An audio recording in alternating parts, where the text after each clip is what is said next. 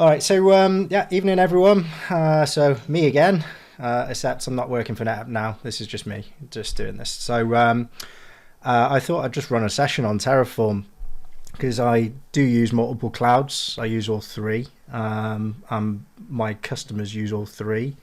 So I kind of have to try and make my job easier because I hate UI. I hate clicking the same button more than twice. And I do anything I can to make my job easier. So Terraform is where I invested most of my time. This is part one of a 4-part series. So, you know, if you've never seen it before, this is really what it's targeted at. It does end up with some complex stuff and a bit of fun at the end of it as well. So we'll all launch a multiplayer game together and see who's the best at winning probably arguably one of the best mobile games ever created. And yeah, just to run through some of the basics. So let's get started. Please feel free to keep it interactive, ping questions out. I will get to them. And yeah, I don't really want to just be talking at you. I'd love to be talking with you. So hopefully we can try and get a little bit of that feel back that we was so great from the community sessions. Okay. So just starting, what is Terraform? I suppose we've got to start with the basics here, and you don't really have to go far other than Bing, or you know, most people are probably using Bing now. I used to be a bit of a joke for me to say Bing, but Edge browser is actually pretty good, so I don't use Chrome anymore. So I do actually use Bing most of the time. But yeah, basically, if you go and have a look, Terraform's a tool for building, changing, and versioning infrastructure safely and efficiently. They're the words from HashiCorp. HashiCorp are the team behind it, the company behind it that build it, maintain it, and they have other solutions as well. So people will use things like Vault and other bits and pieces, which is cool. What that means is that it can manage existing and popular service providers that are out there, as well as your own custom in-house solutions as well. So the friendly people over at MasterCard actually have an open API that you can just grab and fudge your own APIs into quite quickly if you just want to see if it works. So you can go and grab that, and I'll put some of the resources in the chat. So basically what this does is it allows you to sort of manage everything you provision and manage daily in terms of the underlying hardware. Basically it's that thing that a lot of people are calling infrastructure as code. So if you hear that, it's the same thing. So if you imagine now being able to go and deploy a server in the cloud in a configuration file, rather than clicking through, you know, Azure portal, and you may already be aware of some of them. So people were mentioning earlier Bicep or ARM, which is obviously just using ARM under the covers, right? And then CloudFormation. So Terraform's is cross provider. So that was also mentioned in the chat then. So it does Azure, it does AWS, GCP, and other cloud providers there as well.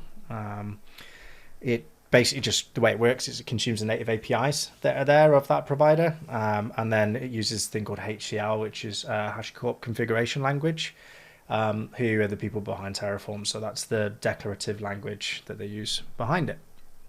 And you're going to see all this, so if it all makes a bit of doesn't make too much sense, hopefully it will in the next few minutes. So just again, you know, who am I? So forget about the NetApp piece right now. I also run my own startup, so I code, do marketing, do fundraising, all that usual stuff you have to do as a CTO. And I manage architecture across all three. I spend a lot of my time with the cloud community. I'm a Microsoft MVP, and I'm also part of the AWS Community Builder program as well. So I'm doing a bit of double dating right now. So my stuff can be all found over on Twitter. If you can't be bothered to type it in, literally just open up the camera app on your phone and point it at the screen right now, and it will automatically open up everything I do. So you can just hit follow and get a notification every single time I post something out. You can see my ramblings on LinkedIn, and more recently I do quite a bit on Clubhouse as well, which I know a few of you have been on and seen. So that's pretty interactive and just really cool format as well right now. Although whether it's Clubhouse that will grow or Twitter Spaces, you'll see something coming out in Twitter Spaces over the next month. I got a blog, kirkinthecloud or kirkinthecloud.com or any of those. They all go to the same place. So what you'll learn in the next, and it will be less than 45 minutes, is how to get started. Obviously, everyone has to start somewhere, so this is no holds bars. I'm not assuming any of you know anything about Terraform, although it sounds like pretty much all of you are using it anyway. We'll do a simple deployment, which again won't challenge you too hard. And again, if you're learning this for the first time, you can follow along. I've got some great code that will pop in the chat. Some GitHub repos are made with all the basics in for you. And then we'll do a more complex deployment, which is a bit more fun. And I won't go into the more complex stuff that I did. I'm going to save that for episode 2, 3, and 4, where I basically automated an entire lab at my employer. And what used to take best bit of 6 or 7 hours to go and configure, and we'd only do it the once, really. Leave our VMs on, our DCs on, everything for our entire demonstration labs. And we had demonstration labs, multiples of per team across the entire world, that was just always on, burning money.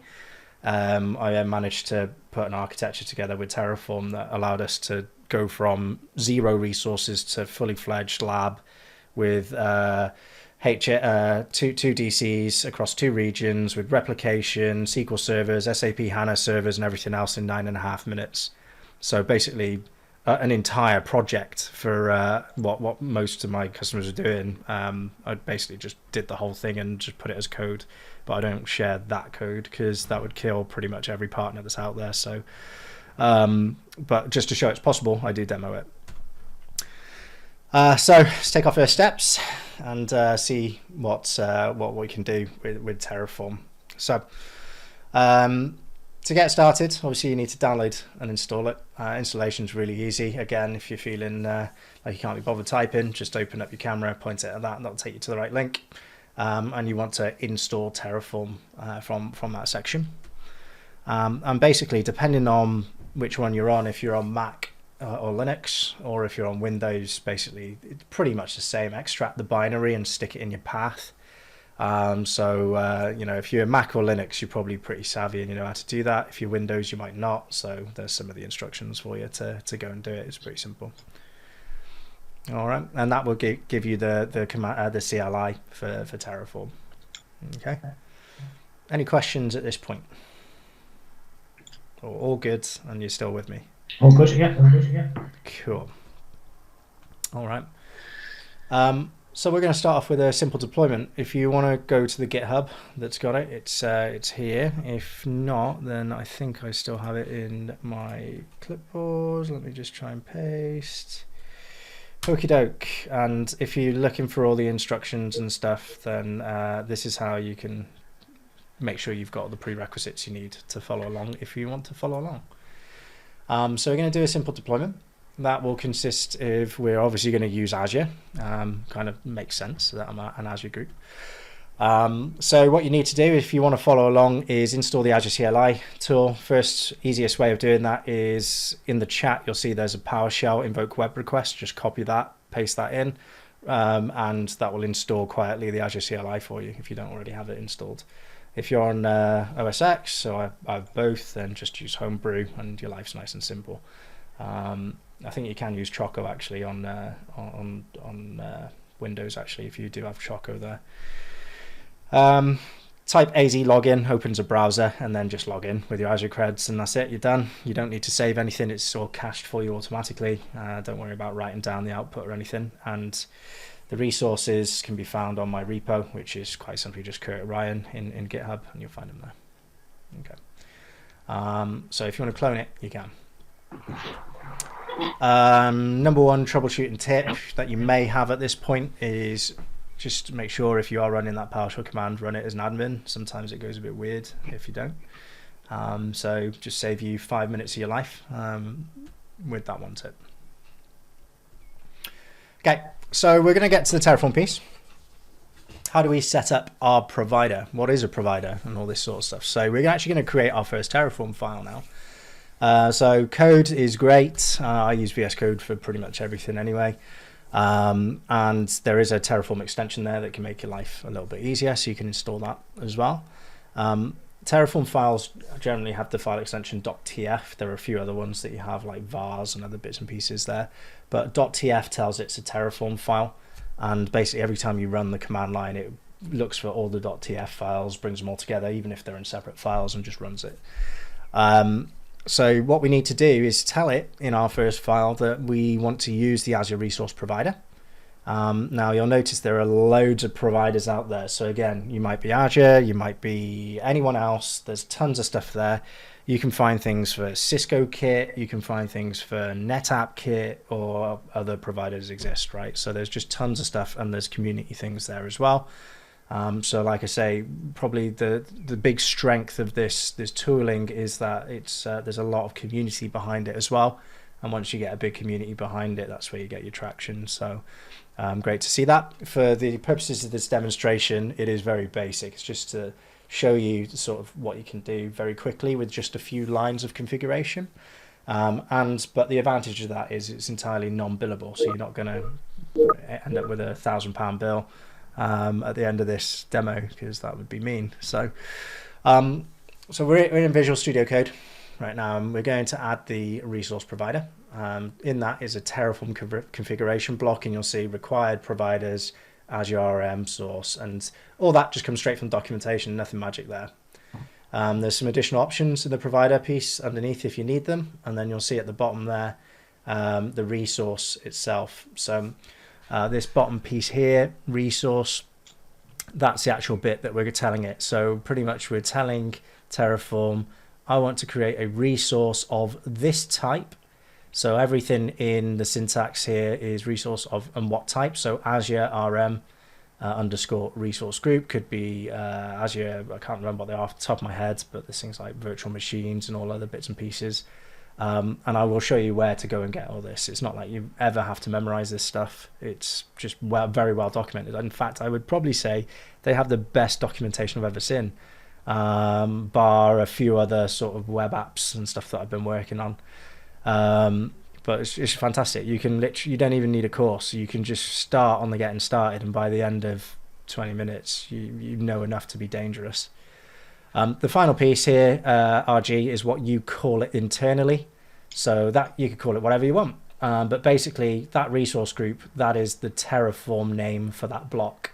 So if you ever wanted to say, I need to find out what the name is, I need to use the name of this resource, then I would use rg.name, for example. And I could refer to that anywhere else in my code, nice and easy to go and get. Same for location, rg.location. And that's great because in our complex deployment, what you're going to see is that you have implicit and explicit dependencies, which is one of the fantastic things about Terraform, is that it knows what relies on other things generally. But if you do have something that does rely on something being there, like for example, if you're doing DNS servers and things like that, they don't always return in a nice promise-based fashion that they're done. So you can explicitly rely on them with a depends on block, which is pretty cool. So with that, we've got a file. That's great. So we haven't done anything special. We've got the information, we've got the file, we've told it to create a resource group. So the next thing that you need to do is to init. So you just type Terraform init, and that will run and go and get all the files down that it needs. It puts a TF lock file in to lock you at that version, so that you don't accidentally start breaking your versions as instead of always downloading the latest Terraform. And that's especially important if you're doing things like CI/CD, so your GitHub Actions or your DevOps pipelines, which, by the way, are after this session. I'll be releasing those as different sessions. So if you want to see those, then just follow me on YouTube and you'll see them. So let's do that. Let's go see what this does. So this is quite simply Terraform init, and you can see it's going to initialize the back end. It's finding those versions, it's installing them into that directory, it's signed, it's making sure it's all secure and stuff. That's cool. And then we do our first ever sort of thing, which is a Terraform apply. There's something really cool about this. Terraform apply, you're telling it, right, that configuration, go and apply it. Go and basically apply it to that environment. And what it does as the first step is it generates an execution plan. What I love about this is I got a nifty little thing that actually puts that into my PR requests in GitHub, so that every time I go and review a PR request, everything is pumped out into it, so I can see what's going to change, what's going to be modified, what's going to be deleted. Again, I'll share that, but basically you can see here there's generally 3 rules. There's a plus, which is it will be created. There's a minus. Anyone guess what that is? It will be destroyed. And I think it's a tilde, isn't it? A tilde sign that you get is change. I can't remember. I think it's tilde, but it's the third one. And that basically shows it will be changed. Some things can be changed in place. Some things it will tell you if it needs to destroy something and recreate it. It's quite smart how it does that. Okay, so it's told us that of that configuration file we've just created, that resource there, it will create that resource for us. And it's called .rg. It will know the ID after that's been built. It's going to do that in North Europe because that's obviously one of the bigger ones near us, and it's going to call it this. So you can change all of that if you are looking at the repo. Feel free to change any of that, have a little play and see how that changes things. So do you want to perform these actions? The great thing here is you get to say yes. If you say anything else, why, anything like that, it doesn't count it. It has to be yes. So type that and it's doing all the heavy lifting for you. So basically where you would have had to go in, click on resource groups, click add, name it all through the blade, hit apply, wait for your little timer to do its thing, and then finally it gets back to you. It's just done it all there for you without any UI or anything. So you can see how powerful this is. And let's just quickly go and check it. So there's my resources in my portal right now. In fact, they're exactly the same right now. And basically, if I go to my resource groups, you'll see there it is. There's the deployment. It's in my pay-as-you-go subscription. That's my mistake. I should have really put it in my MVP one because I won't get paid billed for it. And you can see it's there. So nothing crazy. It looks, feels, everything exactly the same because it's using the native APIs to provision everything under the covers. Okay. So that is a simple deployment. And obviously at the end of a sort of trial run, what you're going to want to do is tidy it all up. I was just watching Twitter today where some students kicking off because he's just spent 200 quid on SageMaker, which if you don't know is a machine learning thing. And yeah, he forgot to switch it off, so he's panicking a bit now because obviously that's like at least a few days worth of booze. So right, so destroy does exactly what you think it will do. It will go and destroy that entire setup for you. So Terraform's not just about provisioning, it's also about maintenance and deprovisioning as well. And you can see that in action now. So if we run the same command in the same directory, it looks at that configuration and says, right, you want to destroy what is configured in there. It runs its checks. It gives you a plan. So you'll review your plan. And if you're happy with it, you type yes. And then it does all the heavy lifting for you. So it basically goes and removes it all. So you can see now we're not getting a little plus, we're getting a minus. Minus means destroy, so it tells you there what it means. This ID, so you can see there's the whole deployment there. That's where it is, that's what its name was. It didn't have any tags. Nothing to add, nothing to change, one resource to destroy. Do you want to do it? Yes. And off it goes. And it keeps you up to date. It says like every 10 seconds or so, it just comes back to you telling you how it's getting on. So you can see it's not stuck or anything like that, which is pretty cool. I was reserving it for episode 2 of this sort of thing, which is where I get into state and stuff that basically, obviously, you want Terraform manages its own state. So it's really important that if you're working with others, not just on your own machine, that you probably want to put it somewhere centrally managed, so you can use things like Azure Blob. I just use the Terraform Cloud. It's just really easy. It's free for up to 5 users. So if you're just doing your own thing, getting your hands sort of on it and learning around it, then I'd highly recommend doing it that way. Okay, and what we've just seen there is our resource group that we took so much love and care creating, and we saw its entire life flash before its eyes. We've just totally destroyed it and it's gone. And it works that way for no matter how many things you have in that configuration file, which is pretty cool. All right. So any questions on that piece, I'm just going to flip over to a different screen, see if this has got anything. Oh, yellow. Yes, cheers, Paul. So yellow tilled, that's the one. Cool. All right, so let's crack on. What I'll do, actually, before I do, is let me just show you the Terraform registry before I go anywhere. So registry.terraform.io. So if you're wondering where did all that stuff from the providers come, you can see there's the registries. So there's the main ones, the main 6 that are up there. And then you can see there's tons down here. So you can click browse all. There's ones from pretty much all providers there. So if we go to Azure, you'll see that's the latest version when it was last updated, 50.1 million installs. So that's pretty good. It's official as well, and it's by HashiCorp themselves, which is great. But which basically means behind the covers they work very closely with Microsoft. So if you hit your documentation, you'll see everything I did there. There's where I get the example code. So there's the Terraform provider. There was the additional options, which we're not using anything in there for my examples. And this is how, if you wanted to do a virtual network, how you could deploy that as well. So these are the things you can deploy on the left-hand side. So you can see pretty much everything from VMware AVS, with Security Center, Sentinel, Power BI, NetApp. See, told you. Why did we call it NetApp? What a stupid name. That should have been just called Enterprise Files, as the original working name was. IoT Hub, Central, and everything else. You can see Batch and stuff there. So I've actually gone and done an app service, and that's what our next example is going to be. How quickly, Kirk, are you finding that Microsoft's keeping up with the providers to new features that are coming out?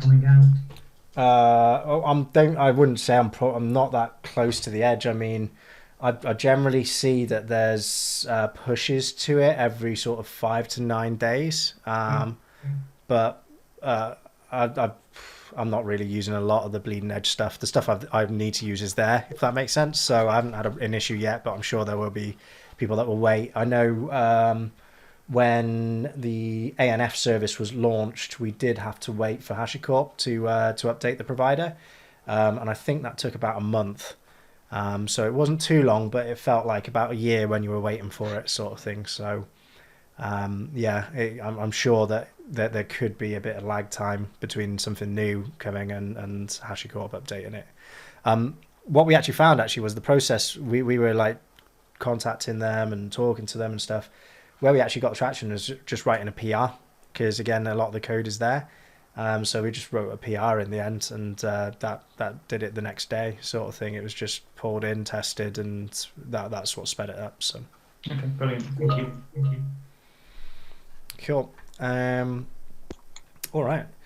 So let's just take a quick recap. What did I promise you? So I told you how to get started. So I think we're all pretty quick on that one. So again, I showed you the command line interface, how to install it, drag it into your path. And that's pretty much it, to be honest. As long as you've got your AZ CLI installed and you've done an AZ login, then that'll be great. And then, a simple deployment. So we've completed that. So we've deployed something in Azure, and it was just a resource group because it's got no cost. So even if you drink 4 or 5 beers during my presentation and totally forget, you're not going to wake up with a big bill. So it was kind of a safe demo. A bit of a boring one, but we'll get excited now. So let's move on to what else I promised you, which was a more complex deployment. And I wanted this to be a little bit of fun.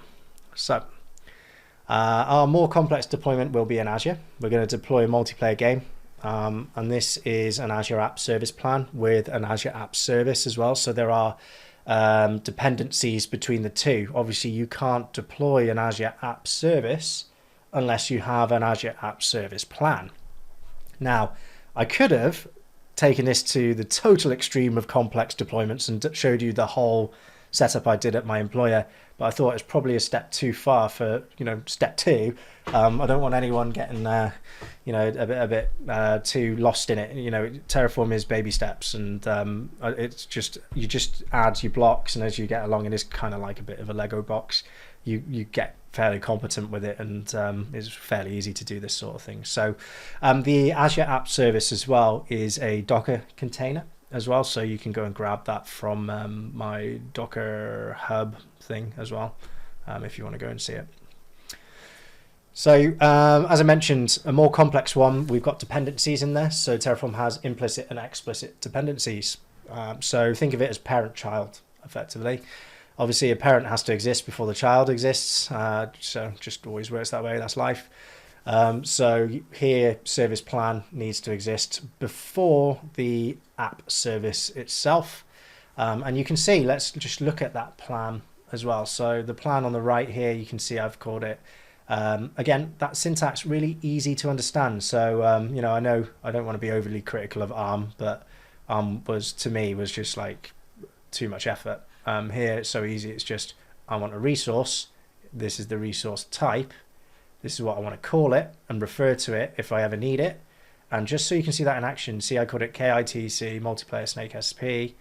You can see over here, because my Azure app service depends on the service plan, then it's going to also take some of the things from it. So where do I want to deploy it? Well, in all likeliness, I want to deploy my app service in the same location as my service plan. So to do that, I need to tell it, right, Azure RM resource group, which is this bit over here. So I've got a resource group, sorry, it's off screen. .kitc multiplayer .location. So I'm grabbing it over there and I'll show you the full code in a second. But here, obviously, an Azure app service depends on a service plan. So here it's saying the Azure service plan ID is from this type, this class almost that I've got, Azure RM app service plan. So see that's there, Azure RM app service plan dot, because you're giving it its name then. So the one that's called this, because you may have multiple blocks of resources, service plans. So you could have multiplayer snake, multiplayer battleship, multiplayer noughts and crosses, whatever it is. So this is the one I'm interested in. That's the service plan I want to go and deploy on. And it's asking me for the ID, so go into it and go grab the ID. Now you'll notice something interesting. There's no ID defined. Why is there no ID? Anyone know that? And I'll just leave it open for a few seconds. Any ideas? Don't be shy. Paul? Yeah, you pretty much got it. So basically what it is if I do a Terraform apply on that, you'll get the result and it will say ID will be known after it's been created. It's kind of like very similar to, you know how you don't know a dynamic IP until it's been provisioned and then you know it after the fact. It's like that in a way. So you don't know what Azure's UUID system's going to stamp that resource with until it's created. So Terraform is smart enough to go, okay, well, I know there's an ID in there, but I don't know at this point, so I'm dependent on that. So this has to get deployed first. And when that is successfully deployed, and only when that is successfully deployed, will I then attempt this step. Now, what is really cool is it does all this stuff in parallel as well. So it serializes all these, I can't remember if it's 10 operations by default. It might be higher than that. But basically, it's smart enough to know what stuff is dependent on what other stuff and what can it get on with straight away, which is why a lab that used to take us hours, was it 6-8 hours, depending on how complex it was, is now deployed in 9 minutes because it's deploying networking, tagging it all, both sides at once, both DCs at once. It waits for the DCs. That takes the longest because it's a Windows reboot. So that's the longest operation in all of this, is just Windows Server being Windows Server at the end of the day. But for this, you can see nice and easy. We're doing an app and we're doing that. So what we've done here is we've called it multiplayer. We've given it a name. It's Linux. So for anyone that's interested under the covers, it's a Node.js thing. So I code all my stuff in Node. I'm a native React developer. That's what I built my startup on. So I run it in Linux. It's all prepared. I did my Docker build and everything else is all tagged. So all good. And it just basically goes and grabs it from over there. So to start it, it runs npm start. It's a Docker command. It's coming from my path here. So I don't know why I used my gamer tag, but I did when I first ever set up my Docker repo. So yeah, you don't see Kurt Ryan there. You just see Lone Spear for some reason. Right, cool. So let's crack on and see what happens after dependencies. So if you want to see this code, if you want to look at it in your own time, you can just, again, pick up your phone, open your camera app and just point it, where it's for both iOS and Android. You don't need to type in this thing over here. But if you did, I'll pop it in the chat in a minute as well. All right, so let's try and understand what we defined. I kind of ran through a lot of it, but let's just take a proper look from top to bottom. We use Terraform. We use we're told it to use the Azure resource provider, and this particular version here. We're not using any additional configuration. There are additional configurations, they're well documented. Don't need to know them for the purposes of today. We're going to create a resource group. So obviously everything in Azure exists in a resource group. That is literally the most parent thing you can get in terms of architecture in Azure. So I'm going to go and create one of those. We're going to do that in North Europe, and I'm even going to tag it because tags, you should get into the habit of using those. I know sometimes most personal stuff I don't bother. Right. So we've got the plan, we saw this, we went through exactly what all this is. I told it a tier of basic size B1, so we might be able to overwhelm it tonight if we're all playing this game, but we'll give it a go.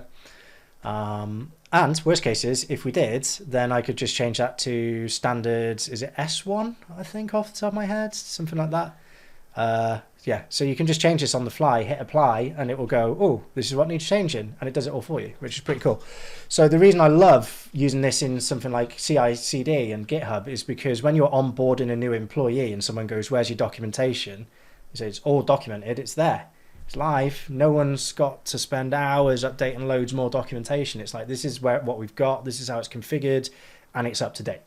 Because documentation I've ever worked on is always out of date the minute I hit save most of the time, so it's great to just ensure your infrastructure is as code, because obviously it makes very fast to bring engineers in, and secondly as well, it prevents configuration drift as well. So just these little human tweaks that we do here and there, it stops that happening, which is great. Okay. So we saw all of this. Oh, okay, and there is a new bit here that you haven't seen, which is output. So any resource returns generally some arguments or parameters. So that's how I was able to grab the ID. Now, just to really illustrate this, because I didn't put a slide together, but I'd love to show you all how this works. Let me just make this massive. Right, so if you go to web apps and you can see there's a service here. You'll notice there's arguments. So arguments are things you put in, right? You put that into the reference, and the attributes are what's being back. So there's our ID. So once it's back, you can call on any of these things as an output, for example. And the one I'm interested in is how the hell do we play our game, which means I need to know the website. So that's the default _site _hostname. Which if I flip back to over here, you can see for this app service with this name, go and grab me the default site hostname and output it. So it's smart enough again to know, well, that is reliant on that is reliant on the group before it. So I'm going to do this, that, and that, and off we go. Okay. So what we can do is, I do have a video of this, but I'm just going to quickly do it over here as well, is if we go over here and we do Terraform apply, then you'll see it'll take some time. It's just doing its thinking. It's going, right, what have you configured? Right, okay, brilliant. Azure, tell me what you've got. I'm going to compare that with the state I have right now in my folder, and voila, this is what I'm going to go and do. So again, remember, create, red is destroy, and then tilde is modify. So you can see here, it's going to go and create us a resource, and look, here are the bits that we can see. So known after it's created, what plan ID, what app settings, all these other bits and pieces. There's a lot there. And you can see how really cool this is in terms of being able to go in and say, oh, I always tick this box. Well, it's probably very likely it's in here. I'm not saying everything's in there, but the majority of things are. I haven't come across things that have stopped me just yet. There was some stuff early days with the ANF provider, but I know that's been fixed now. So we've told it, yes, go and create this. We want to play a game. Yes, please. And that will go and create our environment. And again, every 10 seconds or so, it's going to give you a little update telling you, yeah, I'm doing something. This is pretty cool. The other thing as well is you can start to see that over here. So if I go to my Azure and go to resource groups, you'll probably start to see there. No, it's not there yet. So I know that this can take a while to update for some reason. Portal's not the fastest thing in the world. But when it does, you'll see it in there.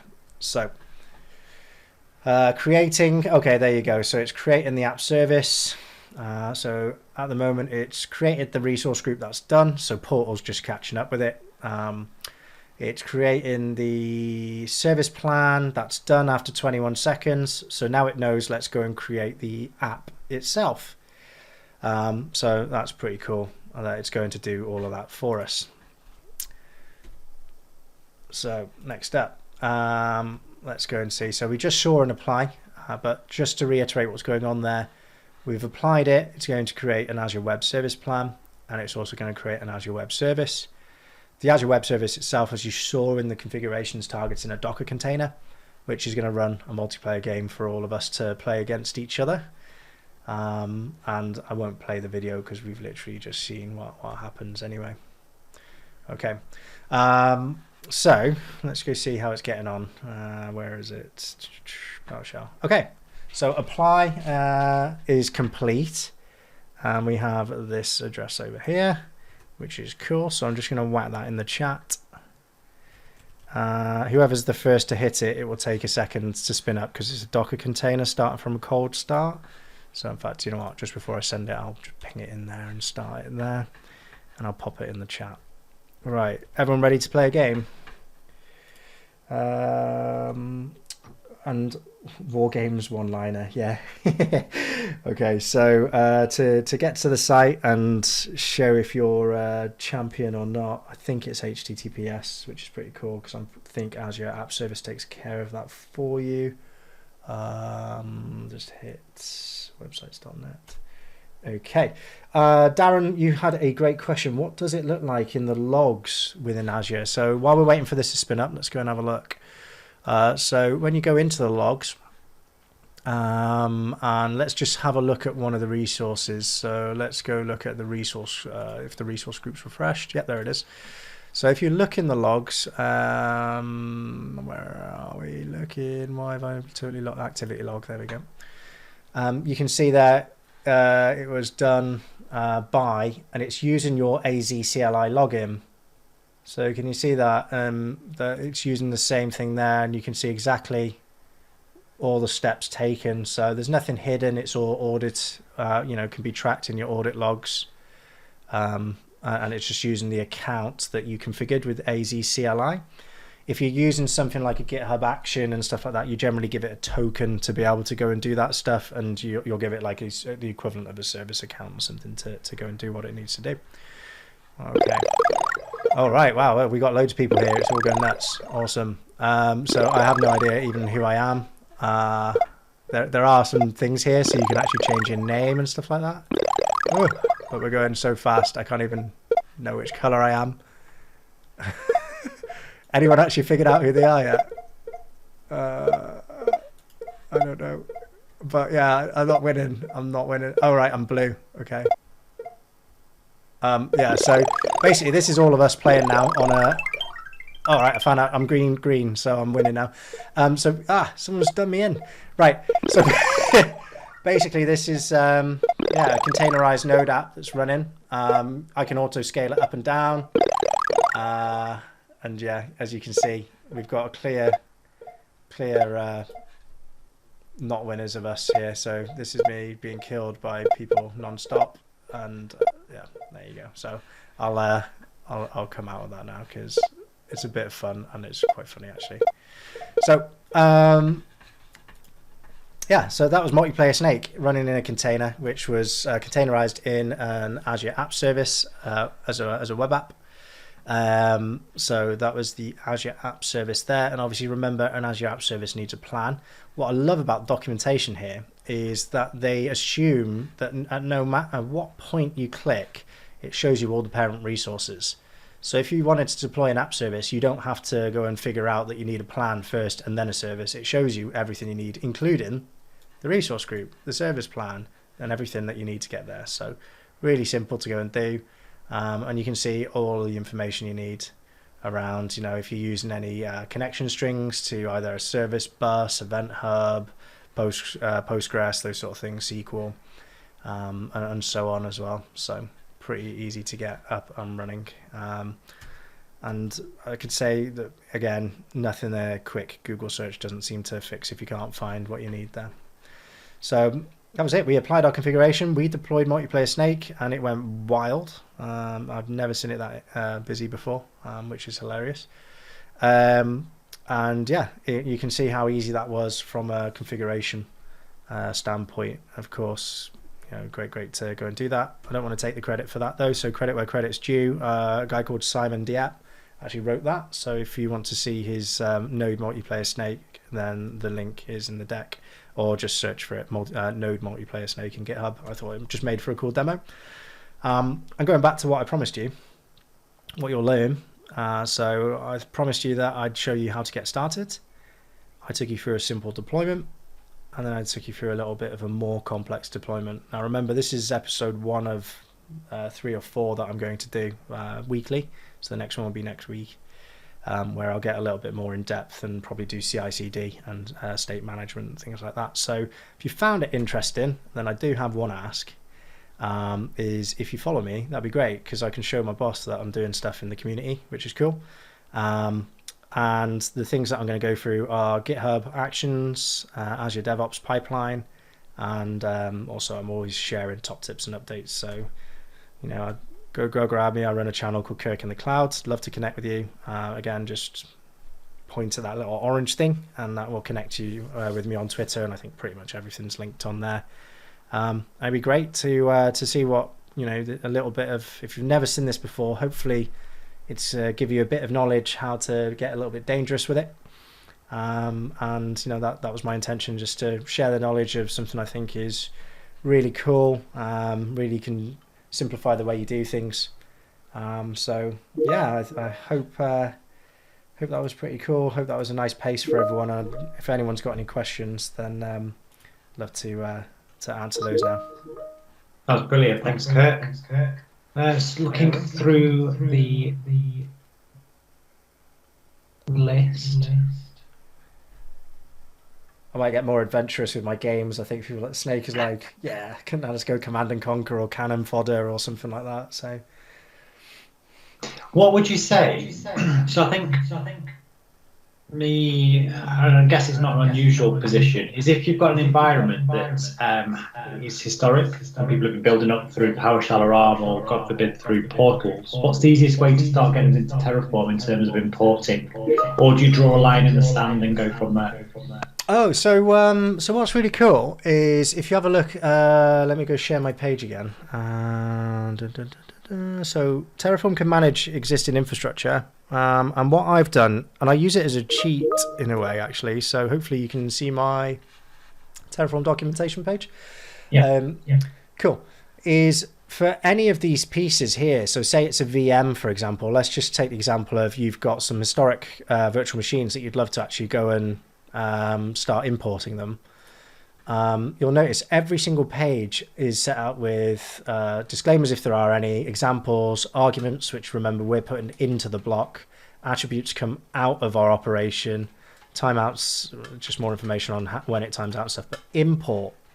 You can import those by simply doing something like this. So let me just share this over here and show you live. So let's say, for example, I wanted to import a virtual machine and I didn't know anything about it, and I just wanted to quickly import it. And I do this because sometimes I don't know what like this bit here. Can you see storage image reference?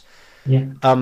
You'd imagine that 18.04 and whatever would just be that, but it's not. Behind the scenes, whoever's tagged that library in the marketplace has decided to use something totally different, and that stumped me for about an hour. And it was such a pain because I'm thinking all I need to know is what is the SKU? Where's the API I have to hit to find a list of SKUs or any? Couldn't find it. Really struggled. So thought, do you know what? I'm just going to create it in the portal and import it so I know what it is. And it was probably a better way of doing it, but it gave me my first sort of thing of importing. So what if you did want to import? There's a command, Terraform import. And then again, Azure Virtual Machine .example. Now, what the hell does that mean? Let me show you what that means. It says here we've got a virtual machine. So let's just grab that. It's resource virtual machine. Okay. So everyone see the text all right on the bottom here? I'll just make it a little bit bigger and get rid of this thing here. So resource Azure Virtual Machine. Let's just call it Norg. I can only see your maybe it's just been. Oh, hang on. Yeah, no worries. Let's share the whole screen. Good shout. Thank you, everyone. Sorry. Okay. Everyone see the whole screen? Yeah. Cool. Yeah. So on this side, we had a virtual machine. Now, here's a really cool little tip.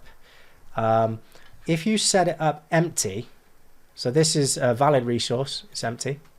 There's nothing in there. I can't remember if you have to put a space. So you just leave it like that.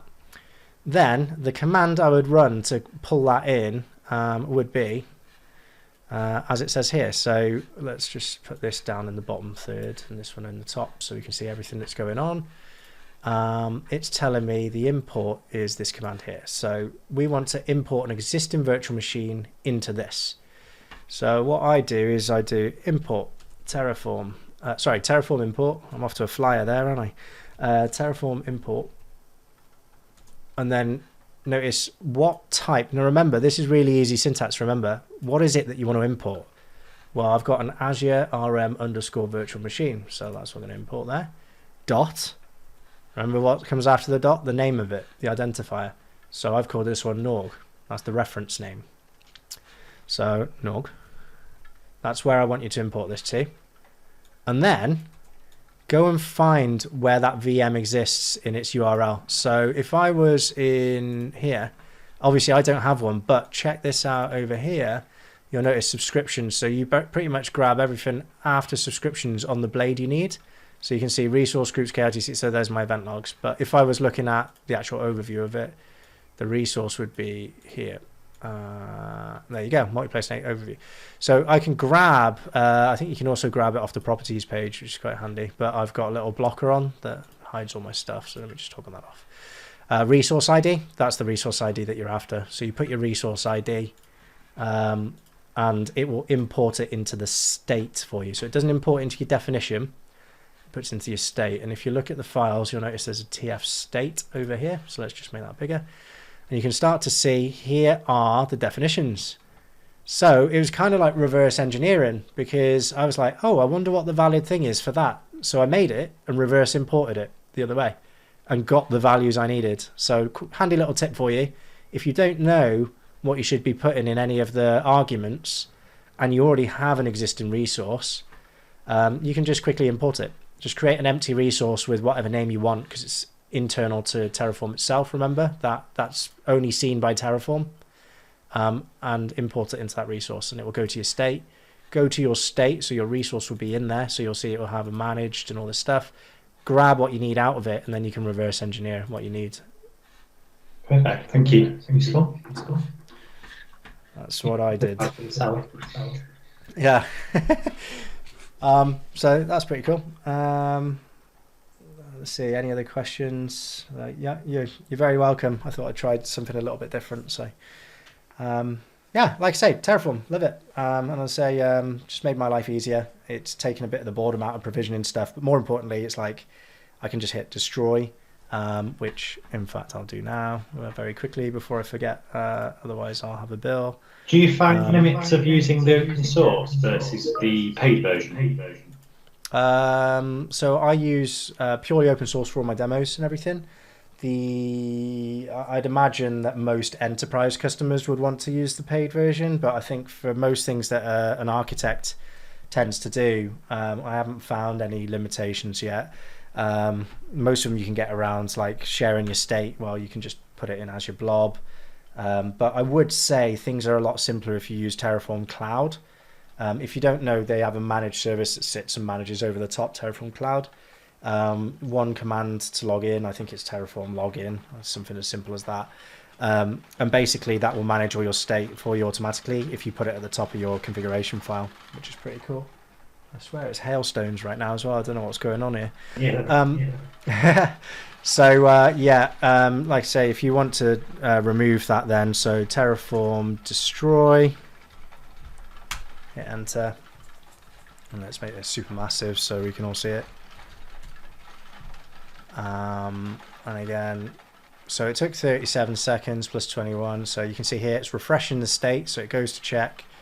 You can see snake will be destroyed, everything else, app plan, all the other things, and it tells you exactly all the bits that are going. So even if you were just changing just one IP address, it would show you that nothing was being affected except that one IP address, for example. Depends on the resource if things can be changed in place or stuff, but and that's pretty good. So yes, delete, and I won't make you watch this, but that will remove that entire environment starting from the child all the way back to the parent resource. So it does all the interdependencies in reverse, and I just think it's fantastic the way it works it out.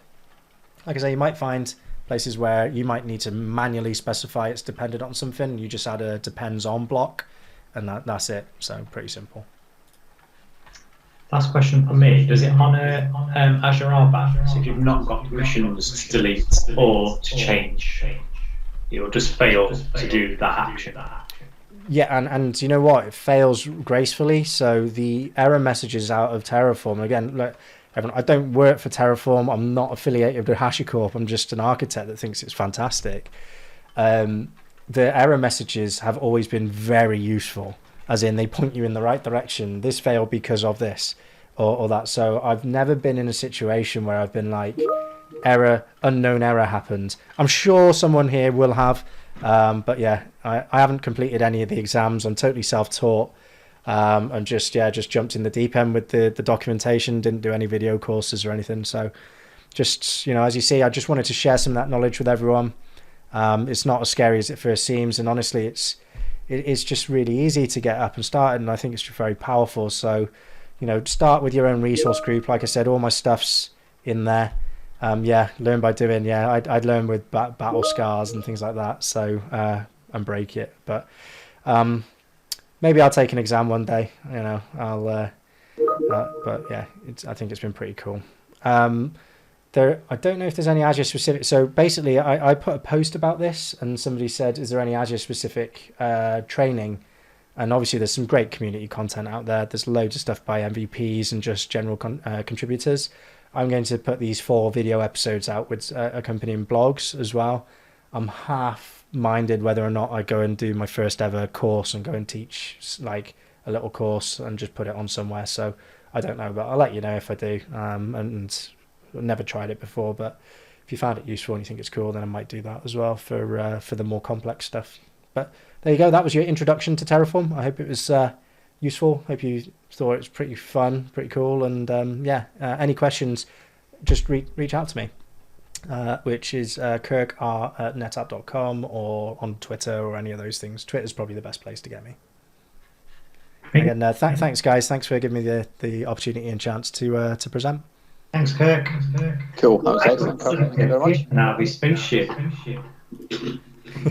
Do that again. You just appeared out of your spaceship then. Yeah, I know. That's weird, actually. I think the background appears before you turn the camera on, so which is quite bizarre. I think a round of applause for Kirk as well. Thank you. Excellent. And excellent slides. I was having quite a bit of envy when I was watching those. I was watching the slides go through there. So. I was quite proud of those. I told my boss today, I said, I'm unleashing my new slides, and my personal slides are not branded or anything. It's just, I really enjoy those too. So I'm glad you liked them. I might get you to do the slides for the next NOG as well. So I'm running out of artistic ability.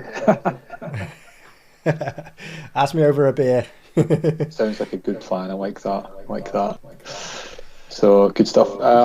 Is there any more questions, Joe, or are we? No, I think we're all good. All good. Yeah. Excellent stuff. Cool. So, is that time of the evening again where? Yeah. So super quiz. Hope you're all ready. So, yeah, it's Star Wars Day because it's the 4th of May, so I've gone for a Star Wars themed quiz tonight. No apologies if you don't like Star Wars. Sorry, but there you go. So let me just